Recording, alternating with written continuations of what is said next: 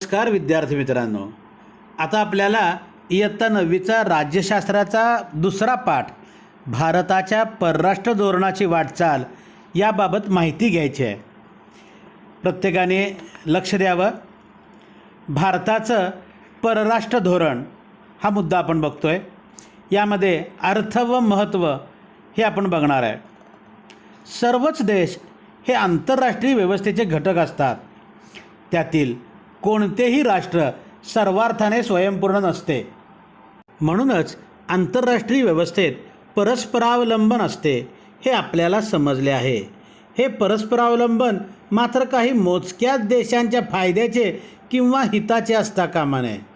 ते प्रत्येक राष्ट्राच्या हिताचे असावे म्हणून प्रयत्न करावे लागतात. कोणत्या राष्ट्रांशी मैत्री करायची, कोणत्या गटात सामील व्हायचे किंवा आंतरराष्ट्रीय राजकारणात कोणती भूमिका घ्यायची इत्यादींविषयी प्रत्येक देशाला निर्णय घ्यावे लागतात. असे निर्णय घेताना ते विचारपूर्वक घ्यावे लागतात. या वैचारिक चौकटीला परराष्ट्र धोरण असे म्हणतात. प्रत्येक स्वतंत्र व सार्वभौम राष्ट्र आपापले परराष्ट्र धोरण ठरवते. म्हणूनच राष्ट्रांमधील परस्पर संबंधाचा अभ्यास करणाऱ्या आंतरराष्ट्रीय राजकारणात परराष्ट्र धोरणाला खूप महत्त्व असते. आता आपण दुसरा मुद्दा बघतोय, राष्ट्रीय हितसंबंध. परराष्ट्र धोरण म्हणजे काय हे आपण थोडक्यात समजून घेतले.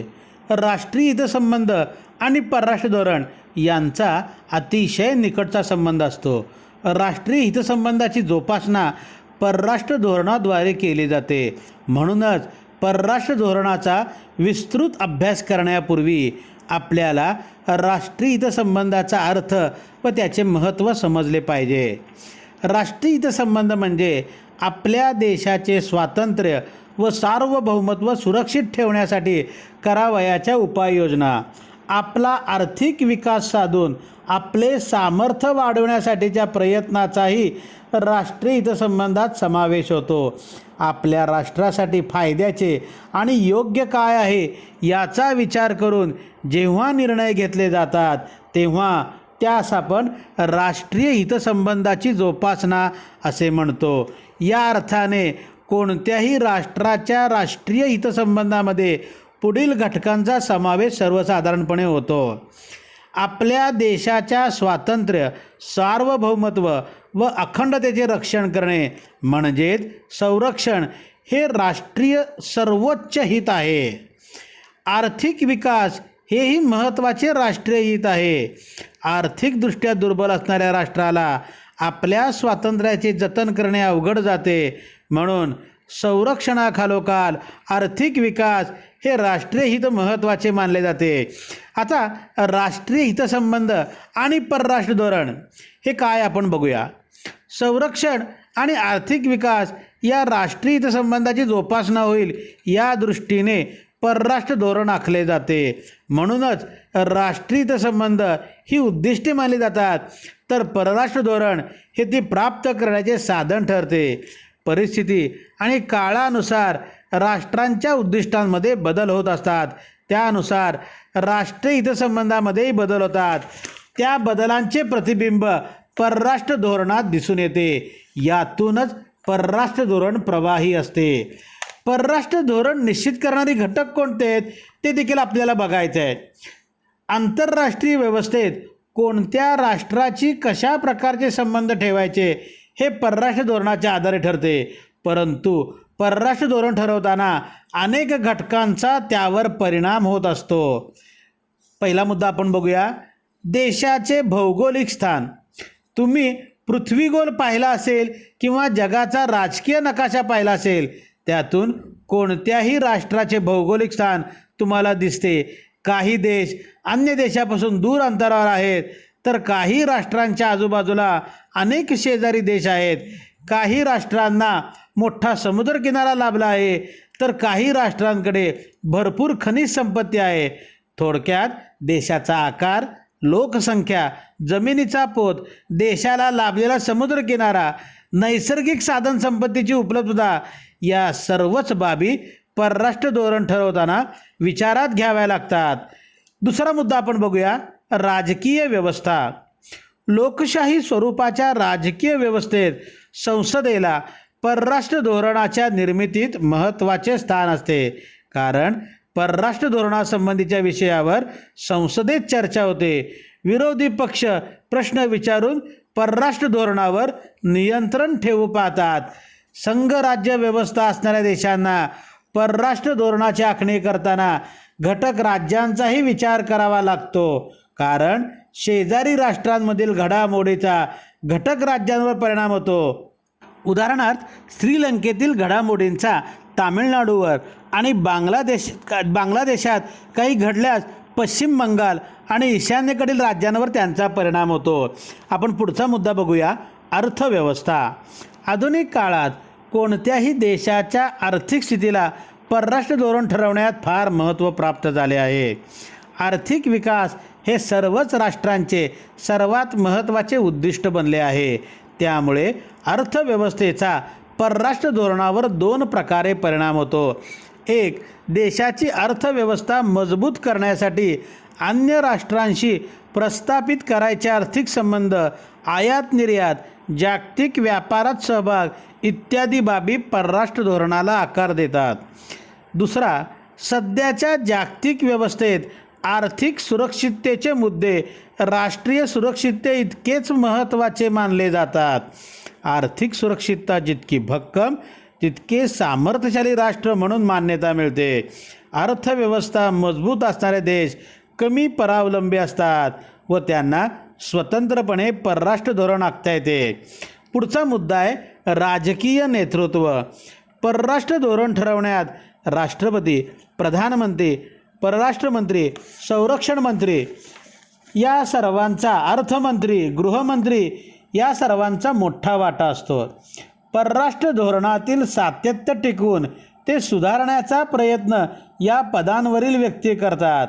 उदाहरणार्थ, पंडित जवाहरलाल नेहरूंनी भारताच्या परराष्ट्र धोरणात अलिप्ततावादाची भर घातली. अटल बिहारी वाजपेयी यांनी भारत चीन संबंध सुधारण्यात मोठे योगदान दिले आहे. पुढचा मुद्दा आहे प्रशासकीय घटक. परराष्ट्र धोरणाच्या निर्मितीत परराष्ट्र व्यवहार मंत्रालय, परराष्ट्र सचिव, परदेशातील दूतावास, राजनैतिक अधिकारी इत्यादी प्रशासकीय घटकांचा समावेश असतो. परराष्ट्र धोरणासंबंधीचा अंतिम निर्णय जरी प्रधानमंत्री व त्यांचे मंत्रिमंडळ घेत असले तरी त्या निर्णयापर्यंत पोहोचण्यासाठी प्रशासकीय यंत्रणाच मदत करते. परराष्ट्र धोरणास आवश्यक अशी माहिती गोळा करणे, तिचे विश्लेषण करणे, त्यावर आधारित योग्य सल्ला देणे इत्यादी कामे प्रशासकीय अधिकारी पार पाडतात. याचबरोबर राष्ट्रीय सुरक्षा सल्लागार ही महत्त्वाची भूमिका निभावतात. भारताचे परराष्ट्र धोरण. 1947 साली भारताला स्वातंत्र्य मिळाले आणि तेव्हापासून भारताने आपले परराष्ट्र धोरण स्वतंत्रपणे आखण्यास सुरुवात केली. भारताच्या संविधानातील मार्गदर्शक तत्वामध्ये राज्याने परराष्ट्र धोरण कसे आखावे याविषयी तरतूद केली आहे. मार्गदर्शक तत्वामधील कलम 51 नुसार परराष्ट्र धोरणाची एक व्यापक चौकट स्पष्ट करण्यात आली आहे. त्यानुसार भारताने आंतरराष्ट्रीय शांतता व सुरक्षिततेच्या जतनाला प्राधान्य द्यावे. आपल्या आंतरराष्ट्रीय समस्या किंवा वाद शांततेच्या मार्गाने सोडवावेत असे स्पष्ट केले आहे. अन्य राष्ट्रांशी मैत्रीपूर्ण संबंध ठेवणे व आंतरराष्ट्रीय कायद्याचा आदर करणे हेही आपल्या परराष्ट्र धोरणाचे उद्दिष्ट मानले आहे. भारतीय संविधानाचे कलम 51 आंतरराष्ट्रीय शांतता व सुरक्षितता स्थापन करणे, राष्ट्रात न्याय्य व सन्माननीय संबंध प्रस्थापित करणे, लवादाच्या सहाय्याने आंतरराष्ट्रीय वादाची शांततामय सोडवणूक करणे, आंतरराष्ट्रीय व्यवहारात आंतरराष्ट्रीय कायदा आणि करार याबद्दल आदर वृद्धिंगत करणे. भारताच्या परराष्ट्र धोरणाची आणखी काही उद्दिष्टे पुढीलप्रमाणे. शेजारी देशांशी व अन्य देशांशी मैत्रीपूर्ण संबंध जोपासताना आपल्या देशाच्या संरक्षणास बाधा येणार नाही याची काळजी घेणे, राष्ट्राच्या भौगोलिक सीमारेषा सुरक्षित राहतील याबाबत तडजोड न करणे, भारताच्या एकतेचे व एकात्मतेचे संरक्षण करणे, दुसऱ्या देशात वास्तव्य करणाऱ्या आपल्या नागरिकांच्या हिताचे रक्षण करणे ही जबाबदारी त्या त्या देशातील भारतीय दूतावास पार पाडतात. भारताच्या आर्थिक विकासासाठी परराष्ट्राबरोबर आर्थिक व व्यापारी संबंध प्रस्थापित करते. भारताच्या परराष्ट्र धोरणाचा आढावा. भारताच्या परराष्ट्र धोरणाचा आढावा आपण 2 टप्प्यामध्ये घेऊ. पहिला टप्पा हा स्वातंत्र्यापासून ते 1990पर्यंतचा मानता येईल. दुसरा टप्पा 1990 ते आजपर्यंतचा असेल. भारताचे परराष्ट्र धोरण सुरुवातीचा टप्पा. पंडित जवाहरलाल नेहरूंनी भारताच्या परराष्ट्र धोरणाची आखणी सुरुवातीच्या काळात केली. भारताच्या परराष्ट्र धोरणाद्वारे त्यांनी वसाहतवादास विरोध केला. आंतरराष्ट्रवादी भूमिका घेऊन जागतिक शांतता व सुरक्षिततेला प्राधान्य दिले. या काळातील भारताच्या परराष्ट्र धोरणावर 3 बाबींचा प्रभाव होता. 1. सर्व आंतरराष्ट्रीय घडामोडींचे आकलन कोणत्याही सत्तेच्या दबावाशिवाय स्वतंत्रपणे करण्याचा प्रयत्न केला. शांतता हे नेहमी भारताच्या परराष्ट्र धोरणाचे वैशिष्ट्य राहिले आहे. 2. भारताच्या आजूबाजूला असलेले पाकिस्तान आणि चीन या देशांकडून असणारे धोकेही विचारात घेण्यात आले. स्वावलंबनाचा आग्रह व त्यावर असणारा परराष्ट्र धोरणाचा भर हे तत्कालीन परराष्ट्र धोरणाचे वैशिष्ट्य होते. अगदी सुरुवातीच्या काळात भारताने आपल्या परराष्ट्र धोरणाद्वारे आशिया खंडातील देशांबरोबर संबंध सुधारण्याचे प्रयत्न केले. आशियाई राष्ट्रांची सहकार्य करून विकास साधण्याचा आणि आपले स्वातंत्र्य अबाधित ठेवण्याचा प्रयत्न या काळात झाला. ही प्रादेशिक किंवा क्षेत्रीय विकासाची कल्पना पुढे आफ्रिकेपर्यंत विस्तारित झाली. परंतु काही आफ्रो आशियाई देश अमेरिका व सोव्हिएत युनियन यांच्या शीतयुद्धकालीन लष्करी संघटनांचे सदस्य झाले. त्यामुळे प्रादेशिक विकासाची प्रक्रिया थांबली. त्यानंतर यथावकाश जे देश शीतयुद्ध काळातील लष्करी संघटनांमध्ये समाविष्ट झाले नाहीत त्यांनी अलिप्ततावाद संकल्पनेला पाठिंबा दिला. शांतता आणि स्वातंत्र्य ही 2 तत्वे अलिप्ततावादी धोरणाची मूलभूत तत्वे झाली. या काळात भारताला शेजारी राष्ट्रांबरोबर झालेल्या संघर्षाला तोंड द्यावे लागले. भारत आणि पाकिस्तानमध्ये 1947-48 आणि 1965मध्ये काश्मीर प्रश्नावरून युद्ध झाले. 1971मध्ये झालेल्या 3ऱ्या युद्धाने पाकिस्तानमधून वेगळे होऊन स्वतंत्र बांगलादेशाची निर्मिती झाली. 1970च्या दशकात भारताच्या परराष्ट्र धोरणात एक प्रकारचे स्थैर्य होते. दक्षिण आशियाईमध्ये एक प्रबळ प्रादेशिक सत्ता म्हणून भारताचा उदय झाला होता. 1974मध्ये भारताने अणुचाचणी करून अणुसंशोधनाच्या क्षेत्रातील आपली क्षमता सिद्ध केली. 1980 पासून मात्र काही बदलांना सुरुवात झाली. दक्षिण आशियाई राष्ट्रांमध्ये सहकार्य वाढीस लागावे म्हणून सार्क ही संघटना स्थापन करण्यात आली. चीनबरोबर असणारे संबंध सुधारण्यासाठी भारताने संवाद सुरू केला. सुरक्षिततेच्या क्षेत्रातील सहकार्यासाठी अमेरिकेबरोबर भारताने देवाणघेवाणी सुरुवात केली. पहिला टप्पा 1947 ते 1990. शीतयुद्धाच्या पार्श्वभूमीवर भारताने अलिप्ततावादाचा स्वीकार केला. त्यामुळे सर्वच राष्ट्रांशी मैत्रीपूर्ण संबंध ठेवणे, विकासासाठी योग्य ती मदत विविध राष्ट्रांकडून घेणे याला या काळात प्राधान्य होते. अलिप्ततावादी धोरणामुळे भारताला आपल्या विकासासाठी दोन्ही महासत्तांकडून मदत मिळवणे शक्य झाले. संरक्षण व्यवस्था बळकट करण्यावर या काळात भर होता. त्यासाठीचे तंत्रज्ञान आयात करण्यात आले.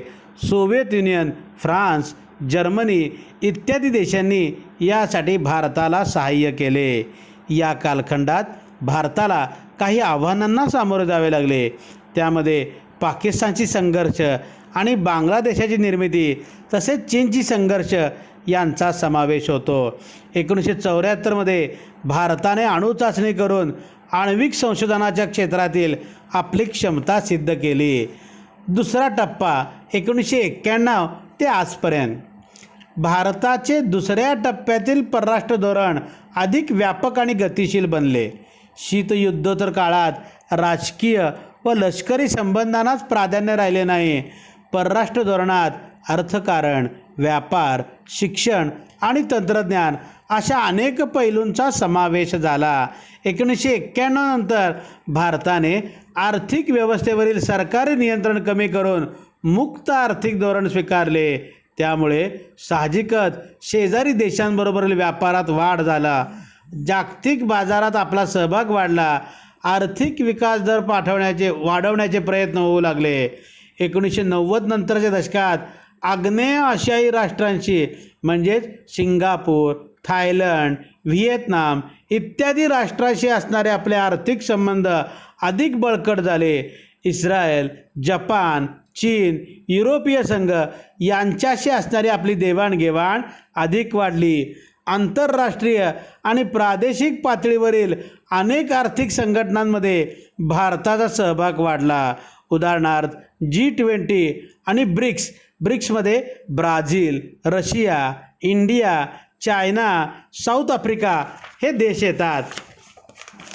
अमेरिकेबरोबरचे आपले संबंध अधिक दृढ झाले आहेत. परस्परांवरील विश्वास वाढला.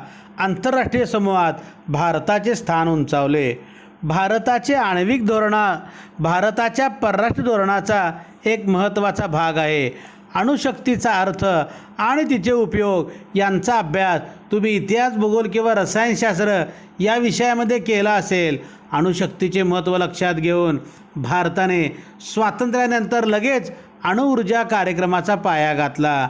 त्यासाठी अणुऊर्जा विभाग आणि अणुऊर्जा आयोग स्थापन केले. अणुऊर्जा आयोगाचे पहिले अध्यक्ष डॉक्टर होमी भाभा होते. ऊर्जेची निर्मिती हा त्यामागील मुख्य उद्देश असला तरी लष्करी क्षमता निर्माण करणे हेही त्याचे एक उद्दिष्ट होते. त्यानुसार 1974 साली भारताने पोखरण येथे पहिली अणुचाचणी केली. 1998 साली दुसरी अणुचाचणी करून भारताने अण्वस्त्रे निर्माण केली आहेत. अण्वस्त्रे वाहून नेणारी क्षेपणास्त्रेही तयार केली असून त्यासाठी वायुदल आणि नौदलही सक्षम करण्यात आले आहेत. भारत आता एक अण्वस्त्रधारी राष्ट्र आहे, परंतु एक जबाबदार अण्वस्त्रधारी राष्ट्र अशी भूमिका आपण स्वीकारली आहे. निशस्त्रीकरणाच्या प्रयत्नांना भारत सातत्याने पाठिंबा देत आहे, कारण जगात शांतता व सुरक्षितता असावी हीच भारताची भूमिका आहे. परराष्ट्र धोरणाचा अशा प्रकारे आढावा घेतल्यानंतर पुढील प्रकरणात आपण भारताच्या सुरक्षा व्यवस्थेचा अभ्यास करणार आहोत. विद्यार्थी मित्रांनो, तुम्हाला पाठ समजला असेलच. पाठाखालचे स्वाध्याय सगळे व्यवस्थित वहीत सोडवायचे आहेत. काही शंका असेल विचारा. धन्यवाद.